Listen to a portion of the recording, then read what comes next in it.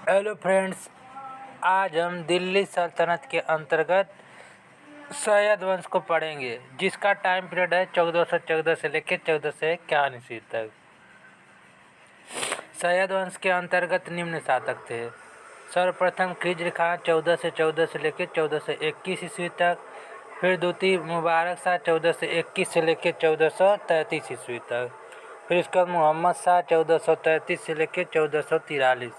फिर उसके बाद अलाउद्दीन आलम शाह 1443 से लेकर 1451 ईस्वी।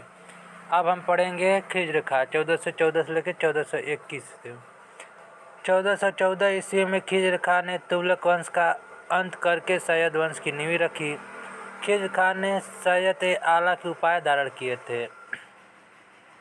खिज्र खां ने अपने नाम से सिक्का तथा कुतबा में नाम नहीं पढ़वाए थे, क्योंकि खिज्र खां ने तैमूर लंग के पुत्र शाहरुख खान के प्रतिनिधि के रूप में दिल्ली पर शासन करते थे। खिज्र खां सुल्तान पद धारण नहीं किए थे। खिज्र खां प्रतिवर्ष टैक्स शाहरुख खान को बेचते थे। 1421 में खिज्र खां की मृत्यु हो गई। अब पढ़ेंगे मुबारक शाह 1421 से लेकर 1433 ईस्वी। खिज्र खां के उत्तराधिकारी मुबारक शाह दिल्ली सल्तनत का शासक बने थे। इन्होंने सुल्तान पद धारण करके अपने नाम पर सिक्का चलवाए थे। मुबारक शाह ने शाहरुख खान की अधीनता मानने से इनकार कर दिए, अर्थात टैक्स भेजना बंद कर दिए। शाह की उपाधि मुबारक शाह ने धारण किए थे। मुबारक शाह ने दिल्ली में मुबारकाबाद शहर का निर्माण करवाए थे। मुबारक शाह के समय प्रसिद्ध विद्वान याह्या बिन अहमद सरहिंदी राज दरबार में रहते थे। याह्या बिन अहमद सरहिंदी ने तारीख़-ए-मुबारक शाही नामक पुस्तक लिखे थे। यह पुस्तक मुबारक शाह के लिए समर्पित है। सैयद वंश की जानकारी का एकमात्र स्रोत तारीख़-ए-मुबारक शाही पुस्तक है।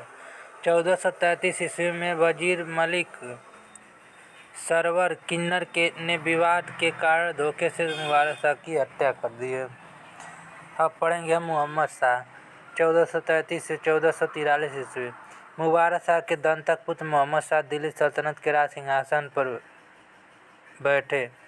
मोहम्मद शाह अयोग्य, निर्बल एवं अनुभवहीन सुल्तान थे।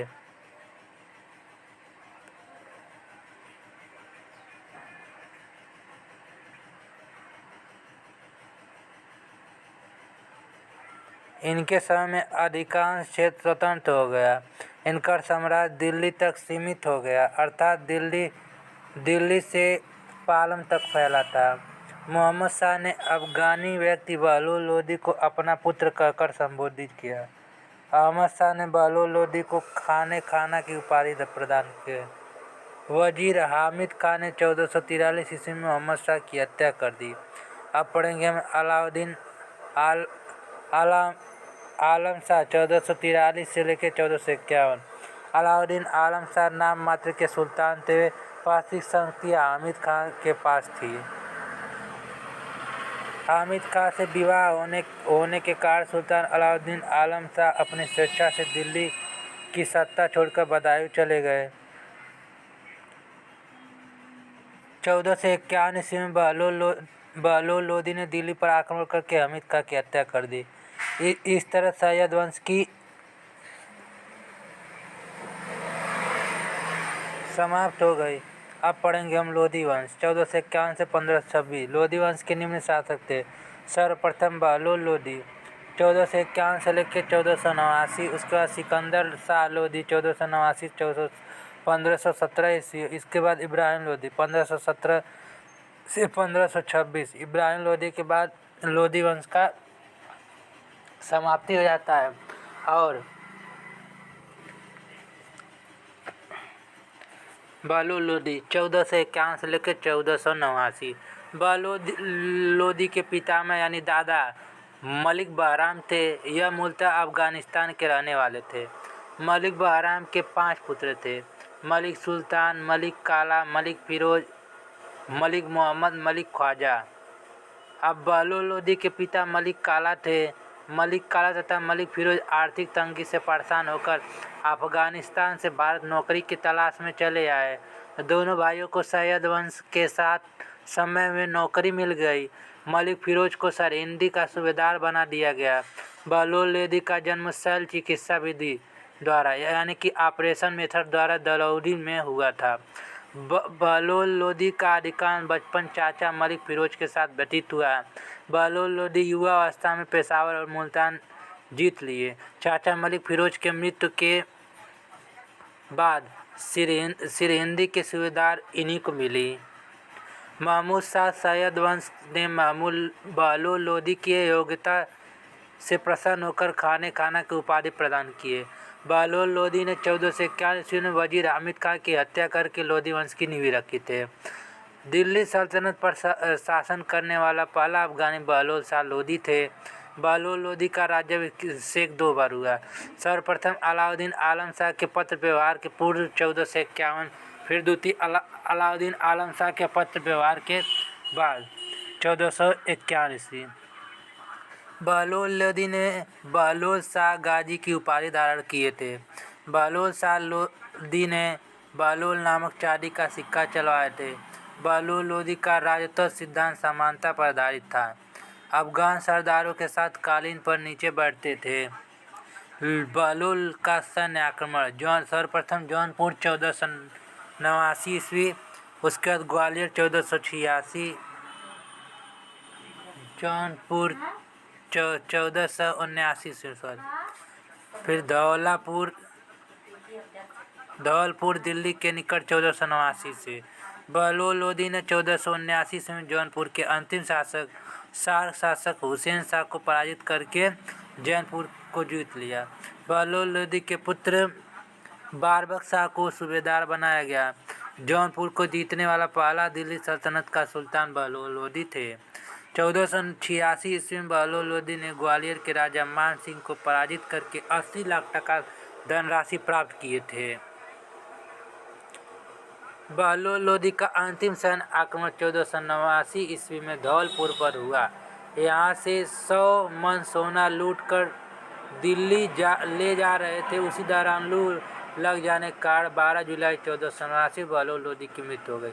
अब पढ़ेंगे हम सिकंदर शाह लोदी 1489 से लेकर 1517 ईस्वी। बहलोल लोदी के 9वें पुत्र में से तीसरे पुत्र निजाम खां ने सिकंदर शाह लोदी के नाम से दिल्ली सल्तनत के राज सिंहासन पर बैठे थे। बहलोल लोदी के बचपन का नाम निजाम खां था। सिकंदर लोदी के बचपन का नाम निजाम खां था। यह बहलोल लोदी के तीसरे पुत्र थे। सिकंदर शाह लोदी ने समानता के सिद्धांत को त्याग कर सुल्तान के पद पर को उच्च बनाया। इन्होंने सभी को एक बराबर न करते हुए सुल्तान को ही सर्वश्रेष्ठ माना। सिकंदर शाह लोदी रत्न जड़ी राज सिंहासन पर बैठते थे। सिकंदर लोदी ने 1504 ईस्वी में आगरा शहर बसाए थे। इसका उद्देश्य व्यापारिक मार्गों पर अधिकार बनाए रखना था। इन्होंने आगरा शहर को बसाया था। यहाँ से ज़्यादा बिजनेस के पर्पस से बनाया था हो सके। सिकंदर लोदी ने 1506 ईस्वी में अपनी द्वितीय राजधानी आगरा बनाए थे। सिकंदर लोदी सुन्नी मुसलमान थे। इन्होंने मुहर्रम का त्यौहार में ताजे निकालने पर प्रतिबंध लगा दिए थे। सिकंदर लोदी ने हिमाचल प्रदेश में स्थित ज्वाला देवी मंदिर यानी कागड़ा को तोड़वा दिए। मूर्ति के टुकड़े को कसाईयों के बीच मांस तौलने के लिए बंटवा दिए। सिकंदर लोदी ने मुस्लिम स्त्रियों को संतों एवं पीरों के मजार पर दीपक जलाने की प्रथा पर रोक लगा दिए। सिकंदर लोदी स्वयं विद्वान थे। गुल्लुक उपनाम से यह कविता लिखे थे।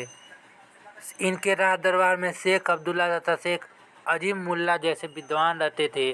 सिकंदर लोदी ने के राज दरबार में 70 विद्वान की एक मंडली सदैव उपस्थित रहती थी। सिकंदर लोदी के साम्राज्य विस्तार नहीं किए गए, बल्कि इन्होंने प्रशासनिक व्यवस्था तथा साम्राज्य की सुरक्षा तथा आर्थिक व्यवस्था सुदृढ़ किए थे। सिकंदर लोदी ने खाद्यान्न से चुंगी कर हटवाए थे। इन्होंने भूमि की माप करवाकर गजे सिकंदरी यानी मतलब 30 गज का पैमाना बनवाए थे। जिस भी व्यक्ति के पास 30 गज से ज़्यादा भूमि होगी उसको टैक्स देना पड़ेगा सरकार को। सिकंदर लोदी ने आयुर्वेद की पुस्तक का फारसी में अनुवाद फिरंगे ए सिकंदरी या तिब्बत ए सिकंदरी नाम से करवाए थे। सिकंदर लोदी के आदेश पर गान विद्या संगीत की पुस्तक का फारसी अनुवाद लज्जत ए सिकंदरी नाम से करवाए थे। सिकंदर लोदी के आदेश पर 1505 वजीर मियाँ भो ने मोहम्मद मस्जिद का निर्माण दिल्ली में कराए थे। 22 नवंबर 1517 ईस्वी में रोहड़ी रोग यानी गले के रोग के कारण सिकंदर शाह लोदी की मृत्यु हो गई। अब पढ़ेंगे हम इब्राहिम लोदी 1517 से लेकर 1526। सिकंदर लोदी के ज्येष्ठ पुत्र इब्राहिम लोदी दिल्ली सल्तनत का सुल्तान बने थे। इब्राहिम लोदी का स्वभाव संकालू था, अपने सरदारों के ऊपर भरोसा नहीं करते थे। इब्राहिम लोदी के सुल्तान बनते ही राज दरबार में गुटबंद होने लगी। सुल्तान के विरुद्ध सरदार ने जलाल खां का पक्ष लेकर साम्राज्य में बंटवारा करवा दिया। जलाल खां से संघर्ष। इब्राहिम लोदी ने अपने छोटे भाई को जौनपुर का क्षेत्र दिए थे, लेकिन जलाल खां जौनपुर के छोटे से जागीर से संतुष्ट नहीं थे, अतः जलाल खां ने विद्रोह कर दिया। इब्राहिम लोदी के हाथों जलाल खां की पराजित होकर ग्वालियर भाग गए। इब्राहिम लोदी ने जौनपुर पर अपना अधिकार कर लिया। अब पढ़ेंगे ग्वालियर का आक्रमण 1517 ईस्वी। ग्वालियर के राजा विक्रमजीत सिंह ने जलाल खां को शरण दिए, जिसके कारण सुल्तान इब्राहिम लोदी ने ग्वालियर पर आक्रमण करके विक्रमजीत सिंह को पराजित करके ग्वालियर पर अधिकार कर लिए। इब्राहिम लोदी ने विक्रमजीत सिंह को शामशाबाद का क्षेत्र दे दिया। ग्वालियर को जीतने वाला दिल्ली सल्तनत का प्रथम सुल्तान इब्राहिम लोदी थे। अब हम पढ़ेंगे घटौली और खतौली का युद्ध 1570। मेवाड़ के राजा राणा सांगा साम्राज्य विस्तार करके दिल्ली एवं आगरा पर अधिकार करना चाहते थे। मालवा पर अधिकार करने को लेकर इब्राहिम लोदी और राणा सांगा के बीच खतौली का युद्ध हुआ। इस युद्ध में इब्राहिम लोदी का पराजय हो गया। दिल्ली साम्राज्य सुरक्षित रहा। इब्राहिम लोदी की 3 प्रबल शत्रु। सर्वप्रथम राणा सांगा मेवाड़ के राजा, दूसरा आलम खां लोदी इब्राहिम लोदी के चाचा, दौलत खां लोदी सूबेदार जो इनके थे। इब्राहिम लोदी के विरोध बाबर को भारत पर आक्रमण करने का निमंत्रण राणा सांगा, आलम खां तथा दौलत खां लोदी ने दिया। अब होता है पानीपत का प्रथम युद्ध 21 अप्रैल 1526 ईस्वी, जिसका युद्ध इब्राहिम लोदी और बाबर के बीच में होता है, जिसमें इब्राहिम लोदी सुल्तान और बाबर काबुल का शासक होता है। 21 अप्रैल 1526 को हरियाणा राज्य में पानीपत के मैदान में इब्राहिम लोदी तथा बाबर के बीच यह युद्ध हुआ था। इस युद्ध में बाबर ने कुशल नेतृत्व तथा तोप के बल पर दिल्ली की सेना पराजित कर दिए। इस युद्ध में सुल्तान इब्राहिम लोदी मारे गए। इब्राहिम लोदी दिल्ली सल्तनत का प्रथम सुल्तान थे जो युद्ध क्षेत्र में मारे गए। पानीपत विजय के बाद बाबर ने लोदी वंश का अंत करके मुगल वंश की नींव रख दी। बाबर ने पानीपत विजय के उपलक्ष्य में काबुल के प्रत्येक नागरिकों को चांदी का एक सिक्का दिए थे। इस तरह हम लोग आज दिल्ली सल्तनत को पढ़ के समाप्त करते हैं। अब इसके बाद पढ़ेंगे हम मुगल वंश। Thank you.